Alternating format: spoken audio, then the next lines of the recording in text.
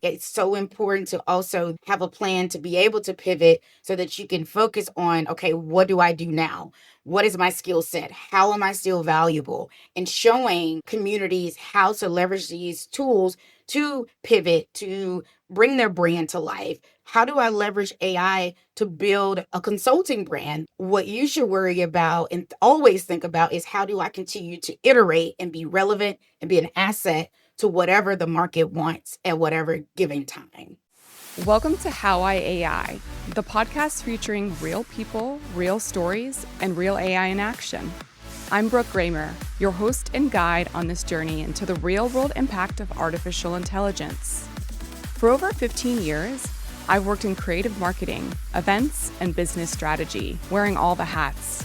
I know the struggle of trying to scale and manage all things without burning out. But here's the game changer, AI. This isn't just a podcast. How I AI is a community, a space where curious minds like you come together, share ideas, and I'll also bring you exclusive discounts and insider resources because AI isn't just a trend, it's a shift. And the sooner we embrace it, the more freedom, creativity, and opportunities we'll unlock. Have you just started exploring AI and feel a bit overwhelmed? Don't worry, I've got you. Jump on a quick start audit call with me so you can walk away with a clear and personalized plan to move forward with more confidence and ease. Join my community of AI adopters like yourself. Plus, grab my free resources, including the AI Get Started guide, or try my How I AI Companion GPT. It pulls insights from my guest interviews along with global reports so you can stay ahead of the curve. Follow the link in the description below to get started. Have you ever had to completely reinvent yourself? Not by choice, but by circumstances? That's exactly where today's guest, Erica Shoemate, found her power. After more than a decade working in national security and technology policy in the U.S. government, Erica faced a life-changing season as a caregiver for her daughter, a cardiac survivor. That experience reshaped her perspective on work, purpose, and the kind of future she wanted to help build. Today, she's a policy strategist and AI advisor, helping leaders and organizations navigate the real-world impact of artificial intelligence. Erica helps professionals in transition turn fear into fuel, building new income streams, businesses, and self-belief with AI as their co-pilot. Something I'm very passionate about helping others with as well. In this episode, we talk about ethical innovation, AI literacy, and how the next wave of technology can actually expand opportunity, not replace it. All right, let's dive in. Hello, everyone. Welcome to another episode of How I AI. Erica, thank you so much for being here and welcome. Thank you so much, Brooke, for having me. I'm super excited to be a part of your community, your network, and for us to have an amazing conversation today. And honestly, I'm really pumped because our, pre-meet was just really phenomenal. So Yes, I'm sure we'll get into that today as well. But first, please open the floor, let listeners and guests know all about yourself and what you do today. yeah, thank you so much. So you give your listeners a bit of a quick high level overview of like who I am, what I do. And I typically like to start from where I started to where I am now. Mm-hmm. And so I work at the intersection of national security, AI, policy, and ethical tech innovation. And I am a former FBI intelligence leader, and I've worked across the US intelligence community where I have done some pretty amazing work to help keep our country safe and our citizens safe, not only here in the US, but also abroad. And I spent more than a decade doing that type of work from things from counterterrorism, transnational organized crime, and also spending time overseas focused on the national security threat apparatus abroad as well. And then pivoting after more than a decade in the space to big tech, where I led trust and safety teams focused on safety, cybercrime, election integrity, and regulatory policy across Twitter and Amazon.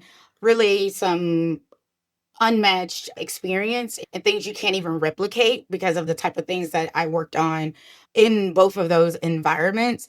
And now I serve as the founder of the N Strategy Group. And for your listeners, the N Strategy Group is not IN, it is EN. And the E is for Erica, N is for my amazing miracle daughter, Nia. And I really focus on these mission driven like leaders and organization and thinking about the design of product innovation with people first and really thinking about culturally informed policy frameworks and how that shapes tech with integrity and not just the speed of how we get it out, right?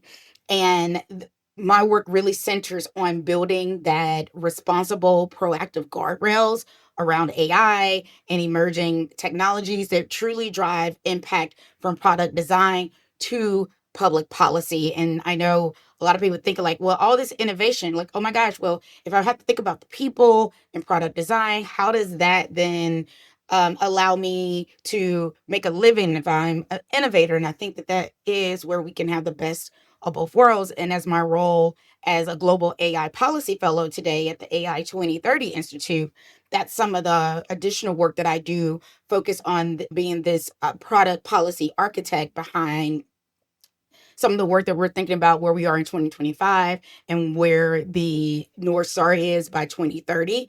And I've also served as the AI policy advisor for Chat Black GPT ahead of its MVP launch on Juneteenth of 2024.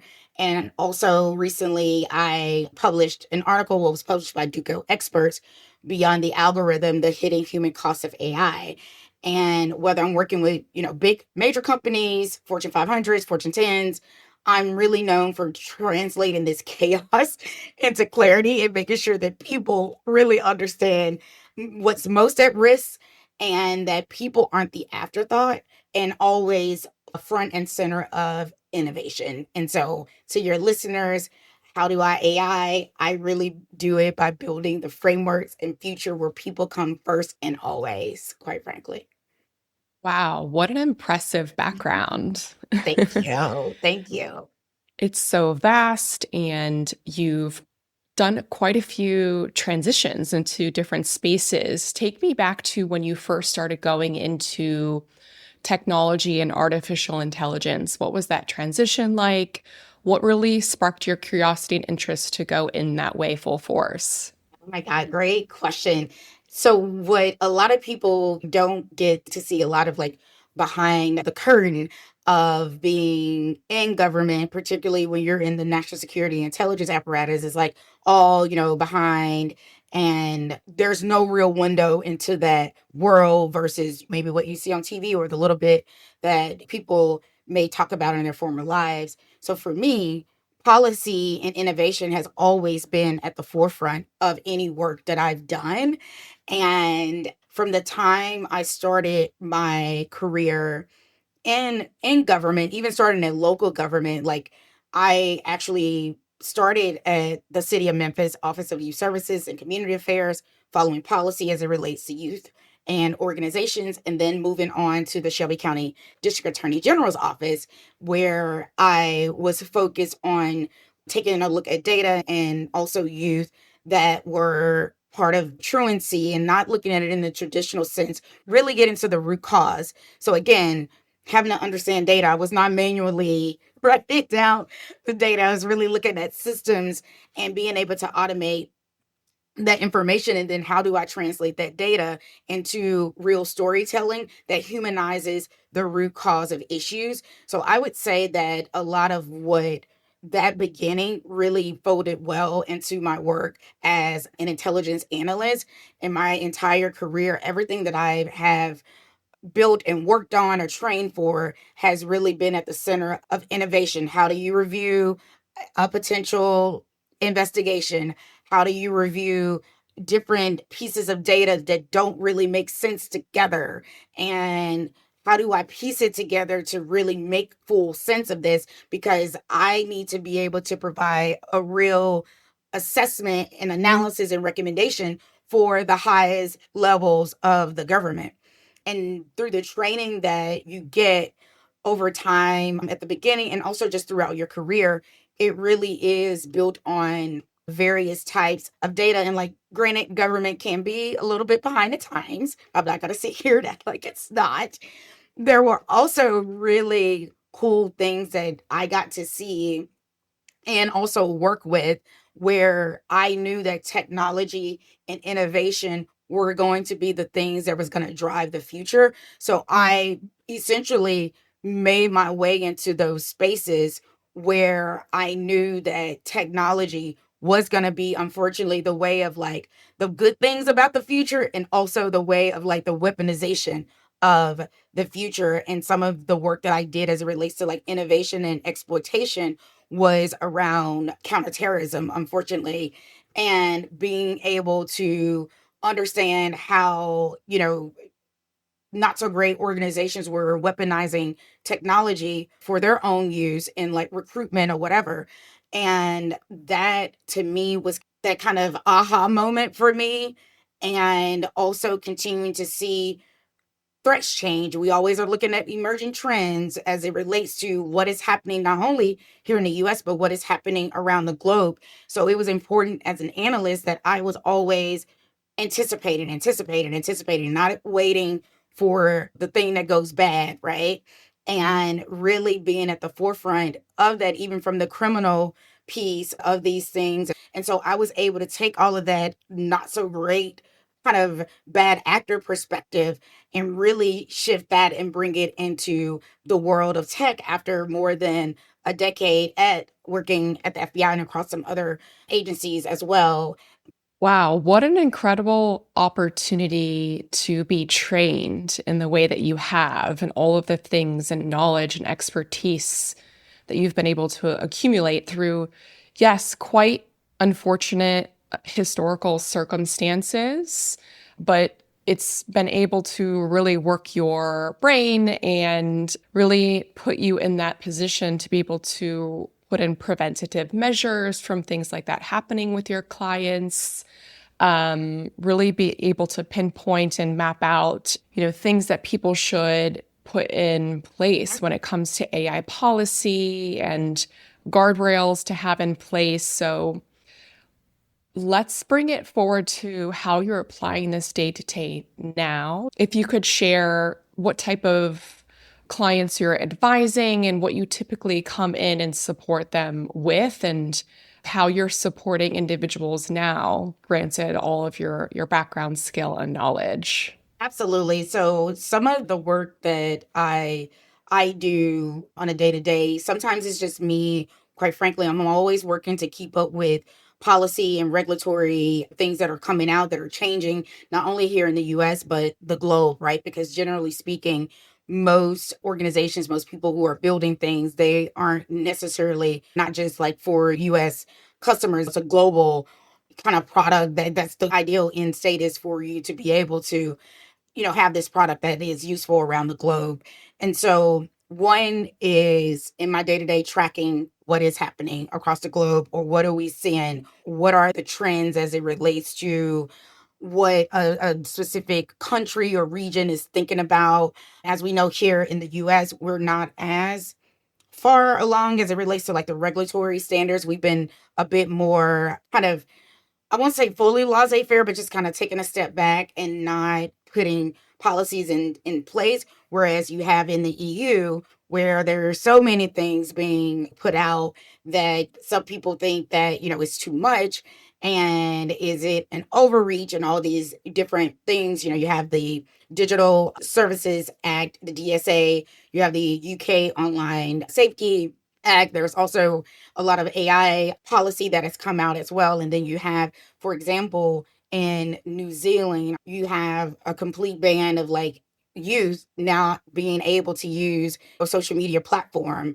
And so when you think about what I do on a day to day, one, tracking policy, two, it can also mean that I am creating like frameworks. Like I talked about some of the work that I did before with ChatGPT. And also because of me really being, I would say, a power user of I also bring to the forefront, just this all happened very organically, as being a career pivot strategist as well, as someone who has successfully pivoted over and over and over again out of necessity, out of like, I want to change, all these just different dynamics. I actually have this career quantum leap accelerator program that I created that really is focused on helping women and professionals be able to pivot with clarity, with purpose, and not panic.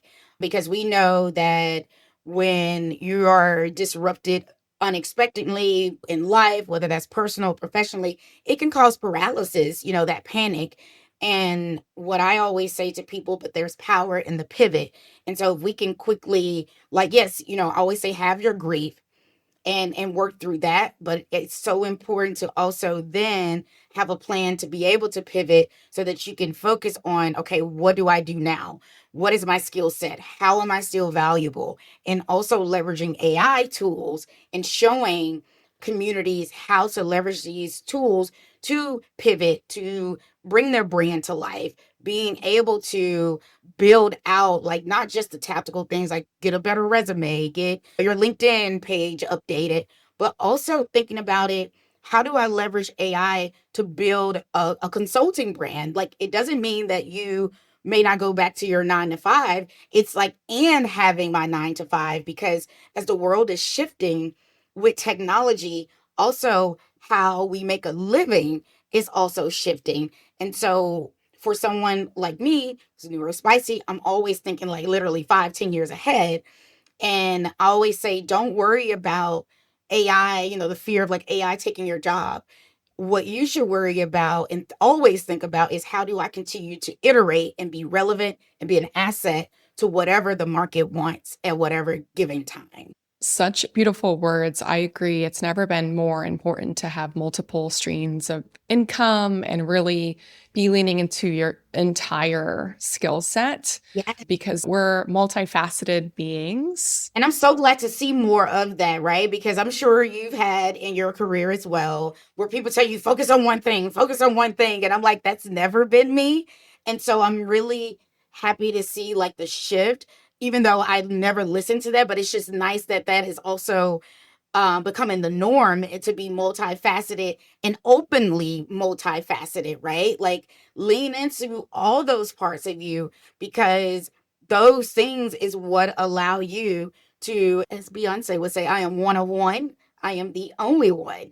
And we are all one of one. I don't care if the market is saturated with the top marketing strategist expert on AI.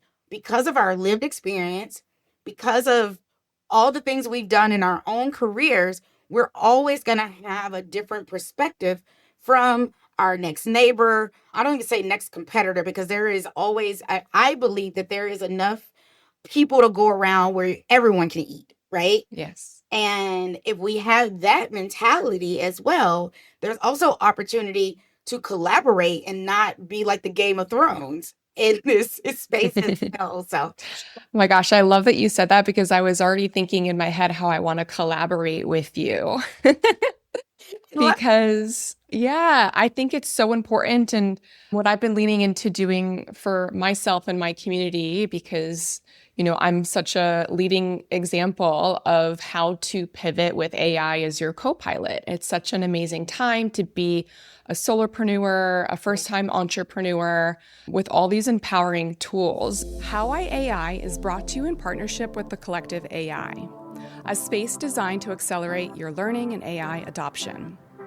I joined the collective, and it's completely catapulted my learning, expanded my network, and showed me what's possible with AI. Whether you're just starting out, seeking community, or want done-for-you solutions, the collective gives you the resources to grow your business with AI. And before we get into more of this amazing work that you're doing, AI for empowerment and upskilling, you mentioned you're a power user of AI. I would love to bring it to a little bit of a personal level. If you could share what type of tools you're using or systems and workflows, like bring me through your day-to-day and how you're using it as a consultant, or even on a personal level. Absolutely. I say, my GPT, one of the things I do use, so OpenAI is like my BFF. Again, to your listeners, mentioned earlier, I'm neurospicy, so I just learned a year ago I have ADHD. all makes sense about so many things now. But I'm a late diagnosis, and it really, having that information really opened up a whole different world for me in a way that I began to really fully understand who I am and why I've always been this kind of like big, like dreamer and visionary. And I have all these thoughts. I now can leverage AI to streamline those thoughts. And I can come back to it later and it will streamline it and help me. If I say, pare it down to whatever I was looking for, I use Claude sometimes as well. And I love Claude because of the way it is built.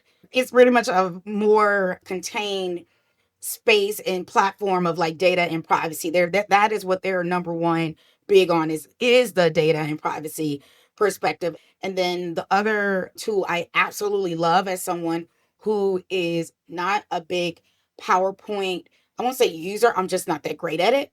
I use Gamma a lot as well. And I know it's not the only thing, but because I've been a user now for more than a year and a half, I've seen the progress it's made, and it just continues to get better and better and better.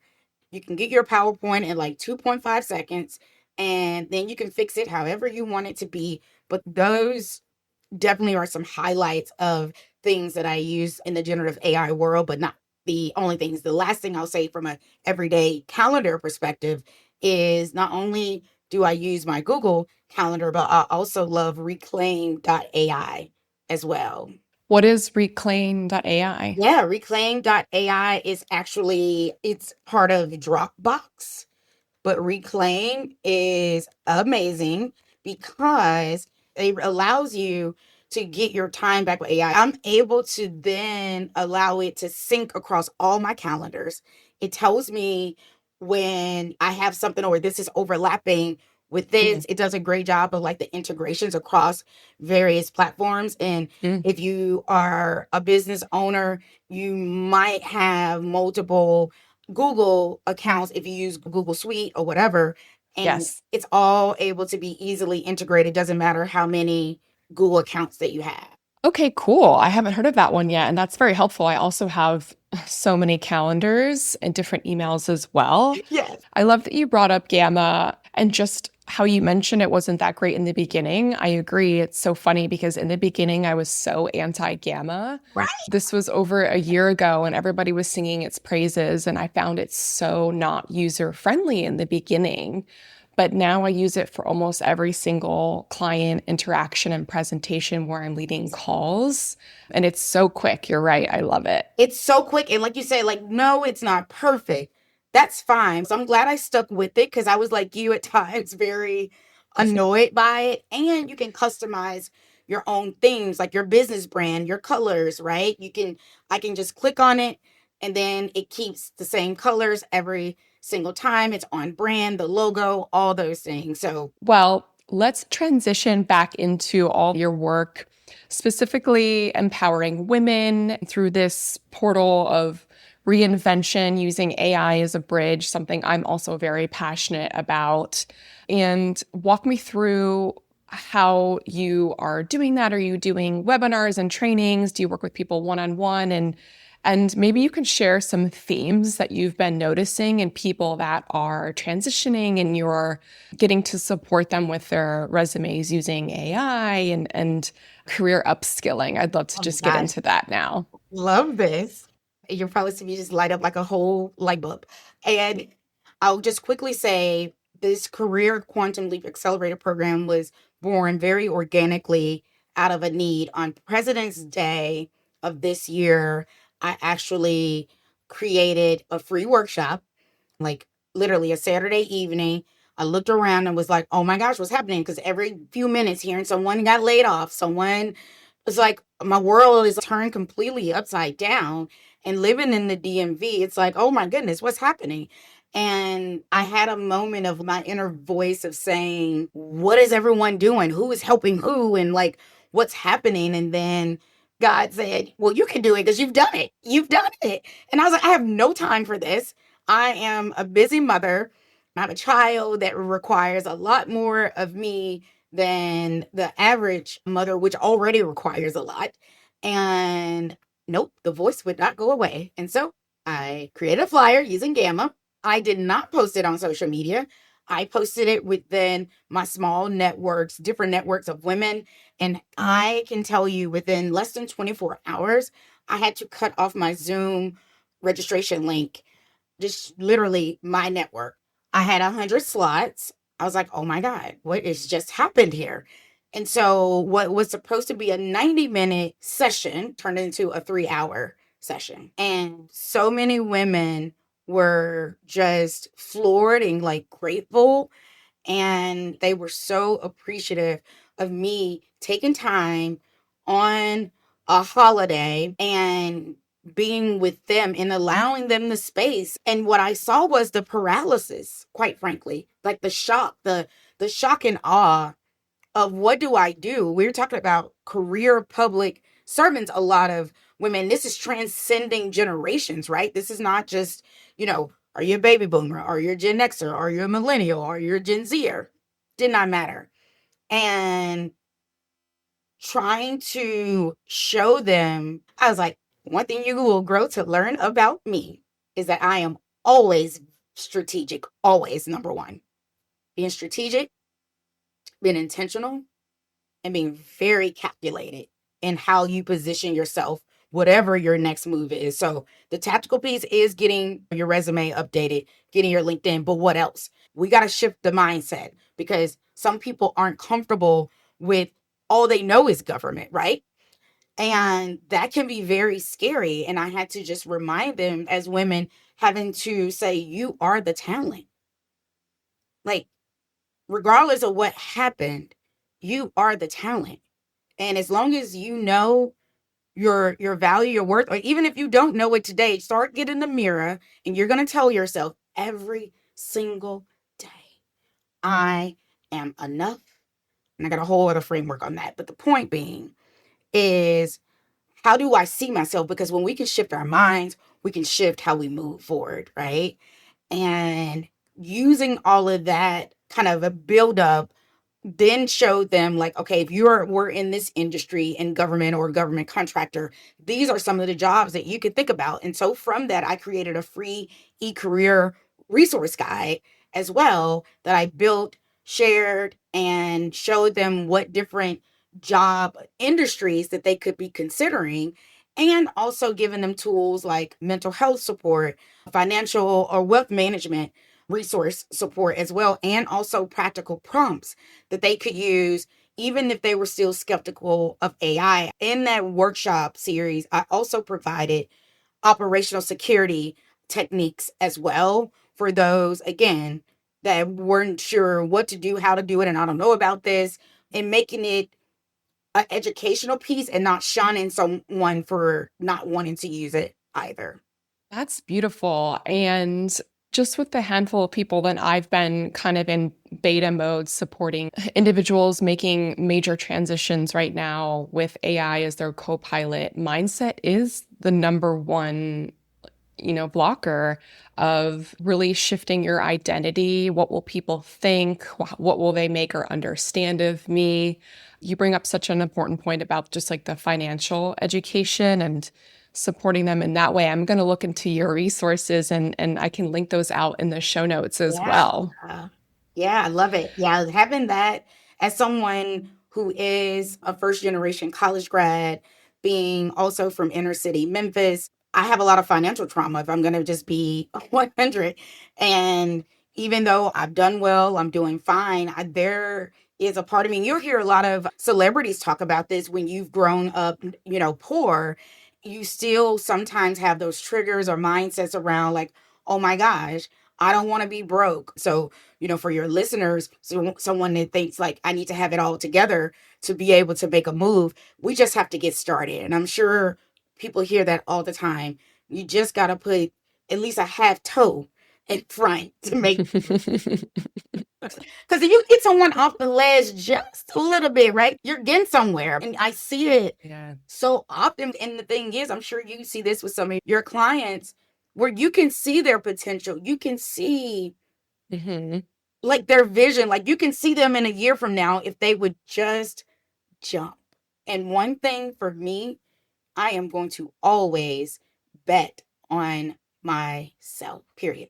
Beautiful. I love this conversation. I think it's such an important topic because the industry is being very disrupted by AI, and a lot of people are coming up to these instances and thinking of their own transition or reinventions. So, thank you again for sharing a bit about your work consulting, and you shared a lot about everything that you're doing in the technological space. I want to know what's next for you. One of my favorite questions is just to get people to share what are their big ideas. Maybe you're building something with AI, waving a magic wand of what you could build next. What's coming up for you? Oh my goodness. What comes up next for me is like being able, that the magic one would be having the opportunity to actually work with some of the big forefront institutions and corporations who are building these products. And I know they have amazing people on the inside, but really getting to the root of how they are not only just training their models, but what data is going into those.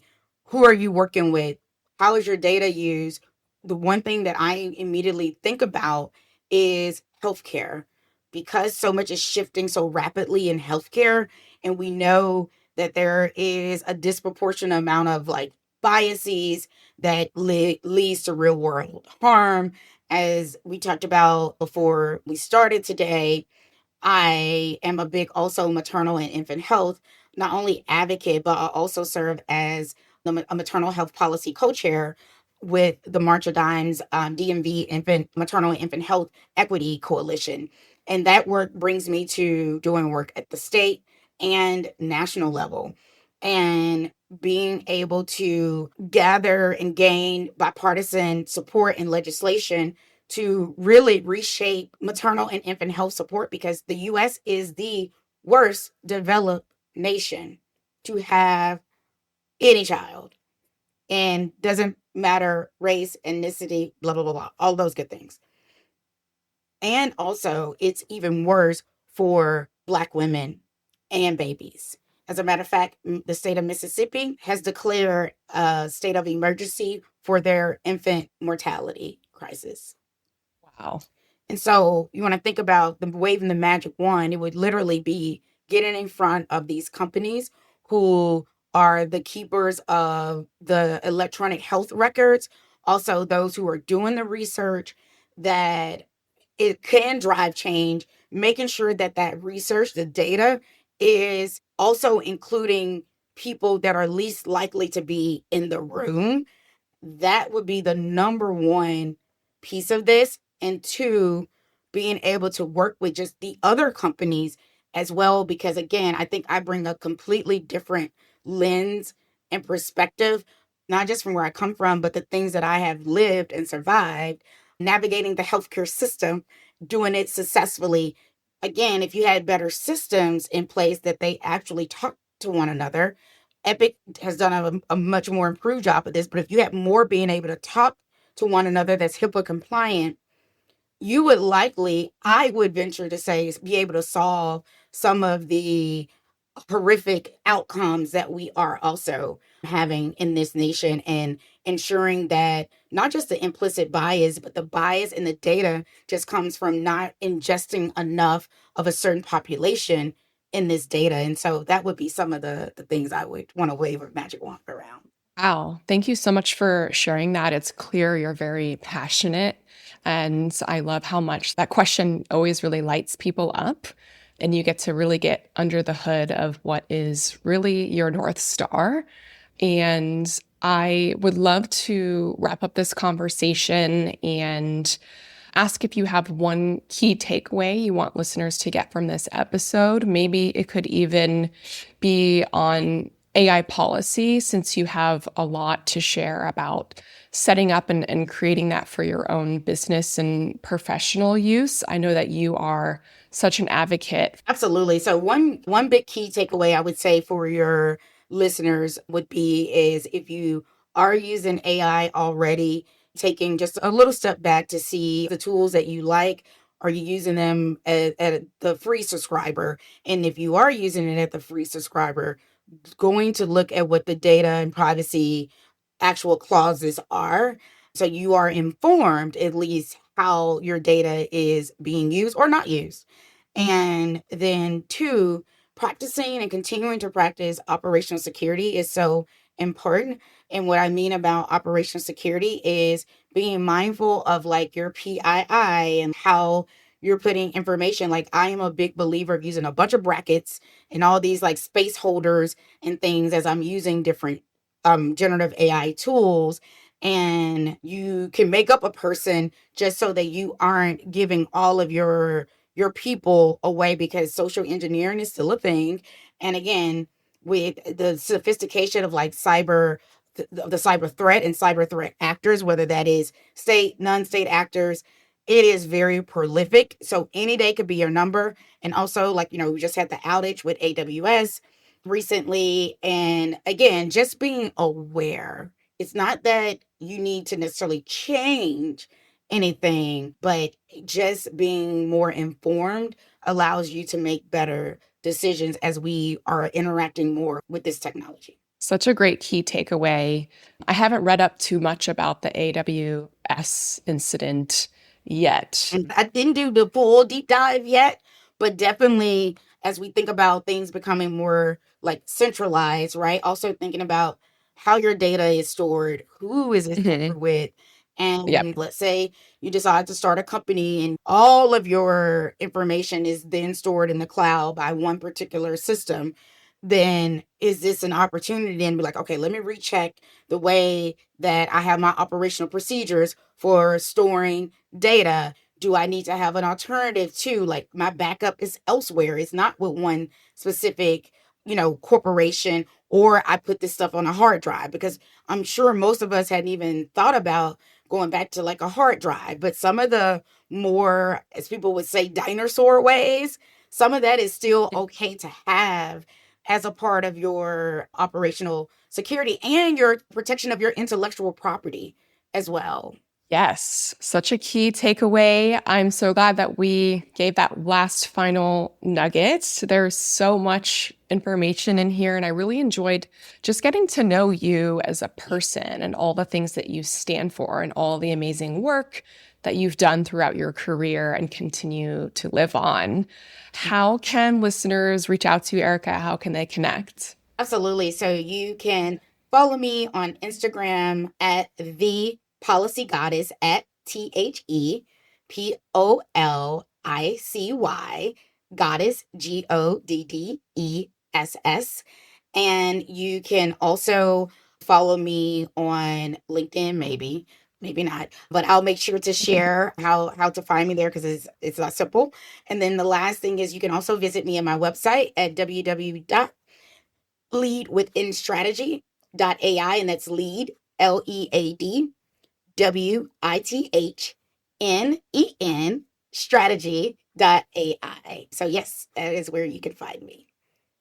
Beautiful. Well, thank you so much for your time today, Erica. I really appreciate you. Thank you. Wow. I hope today's episode opened your mind to what's possible with AI. Do you have a cool use case on how you're using AI and want to share it? DM me. I'd love to hear more and feature you on my next podcast. Until next time, here's to working smarter, not harder.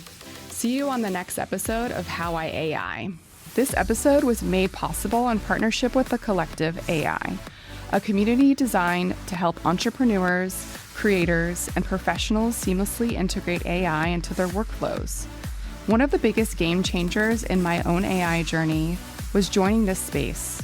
It's where I learned, connected, and truly enhanced my understanding of what's possible with AI. And the best part, they offer multiple membership levels to meet you where you are.